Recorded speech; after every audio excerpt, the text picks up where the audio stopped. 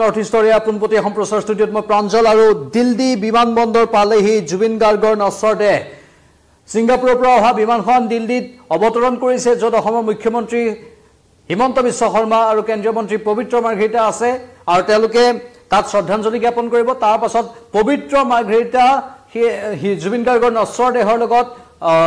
অসম আহিব গুৱাহাটী আহিব এই মুহূৰ্তৰ ডাঙৰ খবৰ যি ক্ষণটোৰ বাবে আমি সকলোৱে অপেক্ষা কৰি আছিলো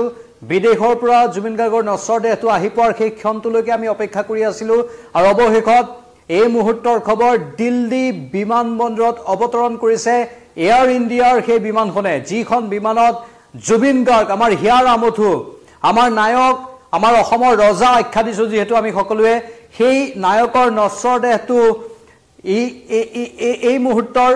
খবৰ যে দিল্লী বিমানবন্দৰত আহি পাইছেহি এয়াৰ ইণ্ডিয়াৰ বিমানখনত অনা হৈছে ছিংগাপুৰৰ পৰা আৰু তাতে কিছু শ্ৰদ্ধাঞ্জলি জনোৱা হ'ব মুখ্যমন্ত্ৰীয়ে কৈছে ইতিমধ্যে আপোনালোকে কিছু সময় পূৰ্বৰ আমাৰ সম্প্ৰচাৰ দেখিছিল তাত মুখ্যমন্ত্ৰীগৰাকীয়ে সদৰি কৰিছে যে তেওঁ শ্ৰদ্ধাঞ্জলি জনাব তাৰ পাছত তেওঁ কাইলৈ দুপৰীয়া ভাগত দিল্লীৰ পৰা আহিব কিন্তু জুবিন গাৰ্গৰ নশ্বৰ দেহৰ লগত পবিত্ৰ মাৰ্ঘেৰিটা আৰু আন যিসকল সংগী আছে তেওঁলোক আহিব গুৱাহাটীলৈ আৰু গুৱাহাটীত পৰিয়ালক অৰ্পণ কৰিব এতিয়া 12 বজা নাই এতিয়া মানে সময়তকৈ আগতে আমি ভাবিছিলো 11:55 হয়তো বিমানখনে অৱতৰণ কৰিব কিন্তু সময়তকৈ আগতে 11:35 ভিতৰতে অৱতৰণ কৰিলে বিমানখন আৰু হি এটা বিশেষ বাৰ্তা দিছে যে অতি সোনকালে হয়তো গুৱাহাটীটো আহি উপস্থিত হ'বহি যেহেতু যিখন স্বৰ্গৰথ সেই স্বৰ্গৰথখন ইতিমধ্যে গুৱাহাটী বিমানবন্দৰত গৈ উপস্থিত হৈছে গৈ গুৱাহাটী বিমানবন্দৰতো ব্যাপক ভিৰ তাৰ পৰা যদি 12 বজাতো ওলাই দিয়ে সেই চাৰ্টাৰ্ড বিমানখন যিখন চাৰ্টাৰ্ড বিমানত জুবিনৰ নশ্বৰ দেহটো দিল্লীৰ পৰা গুৱাহাটীলৈ অনা হ'ব তেনেহ'লে 1.5 ঘণ্টাৰ ভিতৰত গুৱাহাটী পাই যাবহি মানে যদি 12টা বা 12:10-15 ওলাই দিয়ে তেনেহ'লে 1:30-2টা বজাৰ ভিতৰত আমি আশা কৰিছো জুবিন গাৰ্গৰ নশ্বৰ দেহটো গুৱাহাটীৰ বিমানবন্দৰত আহি উপস্থিত হ'বহি আৰু তাৰ পাছত পৰিয়ালৰ লোকক সমজাই দিয়া হ'ব কাহিলীপাৰাৰ বাসগৃহত আৰু ঘৰৰ যিবোৰ নিয়ম আছে সেই নিয়মবোৰ কৰাৰ পাছতেই কাইলৈ সৰু সজাইত ৰখা হ'ব ৰাইজৰ বাবে ৰাজ্য শ্ৰদ্ধাঞ্জলি জনাব পাৰিব সৰু সজাইত সেইখিনি ব্যৱস্থা কথা ইতিমধ্যে কৈছে আপোনালোকে সকলোৱে জানে কিন্তু এই মুহূৰ্তৰ ডাঙৰ খবৰটো যিটো ক্ষণৰ বাবে আমি অপেক্ষা কৰি আছিলো নিজৰ দেশৰ মাটিত জুবিন গাৰ্গৰ নশ্বৰ দেহটো উভতি অহাৰ সেই ক্ষণটোৰ বাবে আমি অপেক্ষা কৰি আছিলো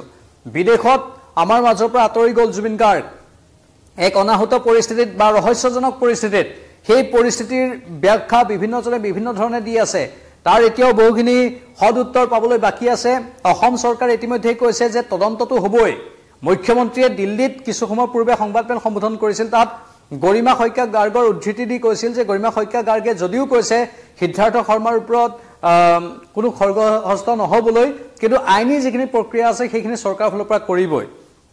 অৱশ্যে তাৎক্ষণিকভাৱে নকৰে মানে বৰ্তমান যেহেতু জুবিনৰ নশ্বৰ দেহটো অনা হ'ব জুবিন গাৰ্গৰ অন্ত্যেষ্টিক্ৰিয়া কৰা হ'ব বা ৰাইজৰ বাবে জুবিন গাৰ্গৰ নশ্বৰ দেহটো ৰখা হ'ব সেয়ে তাৎক্ষণিকভাৱে নহ'বগৈ তাৎক্ষণিকভাৱে একো ব্যৱস্থা নকৰে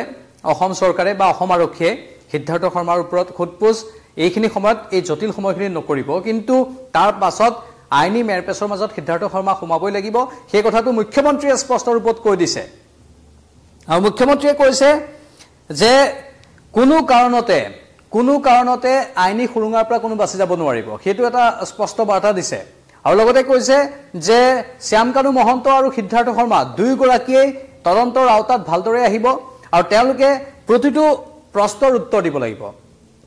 এফালে ছিংগাপুৰত তেওঁলোকৰ বিৰুদ্ধেও তদন্ত হয়তো হ'ব পাৰে ইতিমধ্যে ছিংগাপুৰতো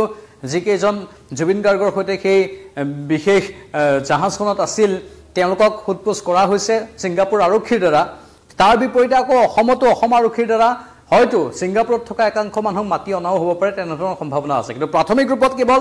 শ্যামকানু মহন্ত আৰু সিদ্ধাৰ্থ শৰ্মা জুবিন গাৰ্গৰ মেনেজাৰক খুদপোছ অসম আৰক্ষীয়ে কৰিব অৱশ্যে সেইখিনি কাম বৰ্তমান যিবোৰ নীতি নিয়ম আছে যিখিনি ক্ৰিয়া সমাপন কৰিবলগীয়া আছে অন্ত্যেষ্টিক্ৰিয়াৰ অনুষ্ঠান সেই অনুষ্ঠানখিনি সমাপন হৈ যোৱাৰ পাছতহে হ'ব বুলি মুখ্যমন্ত্ৰীগৰাকীয়ে সদৰি কৰিছে আৰু এই মুহূৰ্তৰ খবৰ এই মুহূৰ্তত যদি আমি সময়টো চাওঁ এতিয়া সময় হৈছে 11:42 এতিয়াৰ পৰা প্ৰায় 7 মিনিট 8 মিনিট আগতেই নশ্বৰ দেহটো আহি উপস্থিত হৈছে দিল্লী বিমানবন্দৰত এয়াৰ ইণ্ডিয়াৰ সেই বিশেষ বিমানখনৰ জৰিয়তে যেটো অনা হৈছে আৰু তাৰ পাছত এতিয়া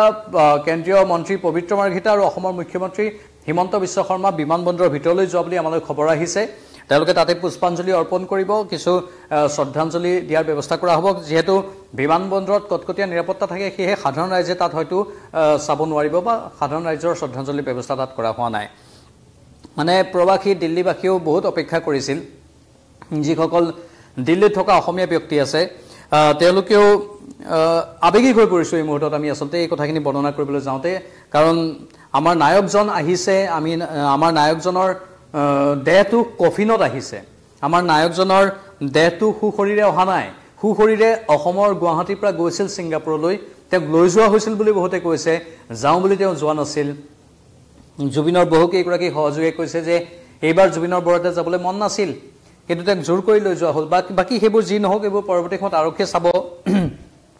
কিন্তু সেই জুবিন গাৰ্গৰ নচৰ দেহটোত বহুতে দিল্লী বিমানবন্দৰৰ বাহিৰত ৰৈ বহুতে ভাবিছিল যে মাল্যৰ্পণ কৰিব যিসকল প্ৰবাসী অসমীয়া আছে বা দিল্লীত থকা অন্য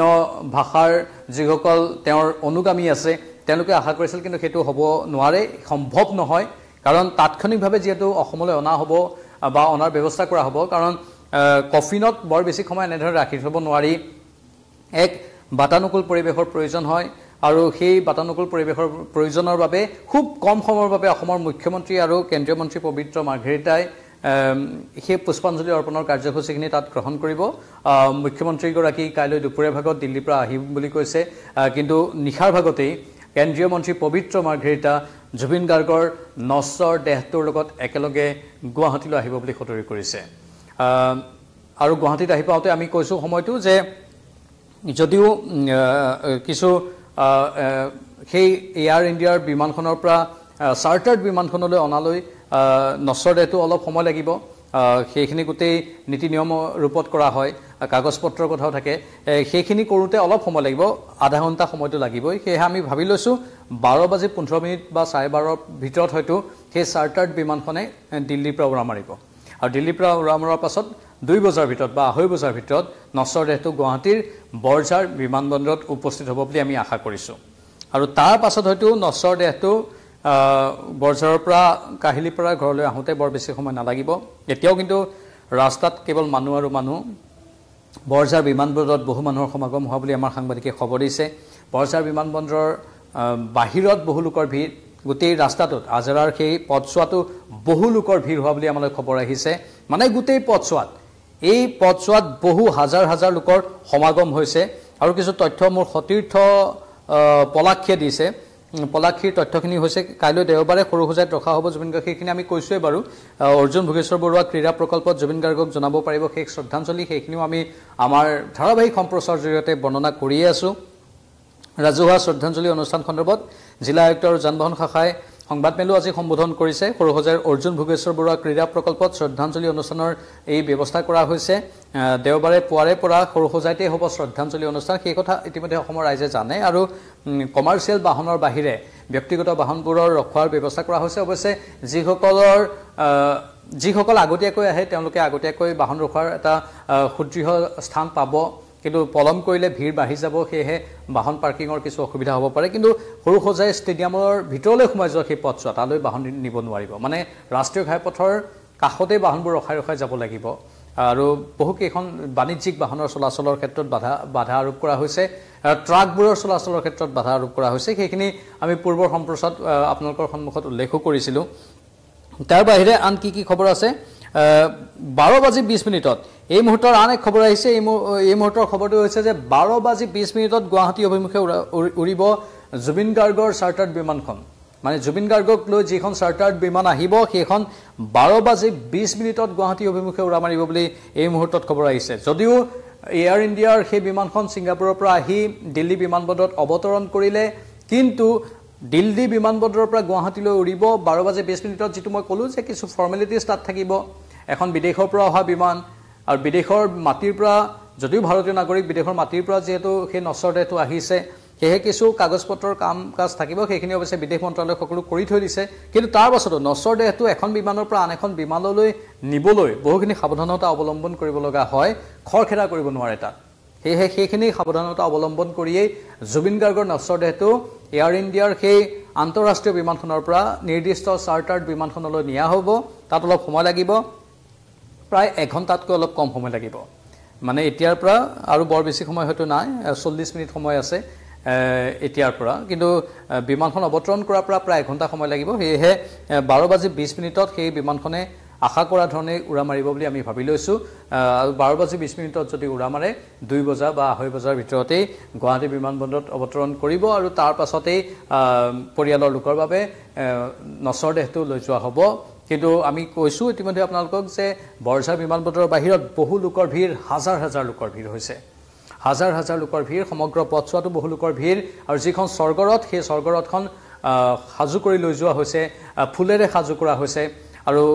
সম্পূৰ্ণ ৰূপত দেখাত এখন স্বৰ্গৰথ যেনে লাগিছে সেইখন জুবিন গাৰ্গৰ বাবে বিশেষ স্বৰ্গৰথ সেইখন কেৱল বিমানবন্দৰৰ পৰা ঘৰলৈ অনাৰ বাবে বাকি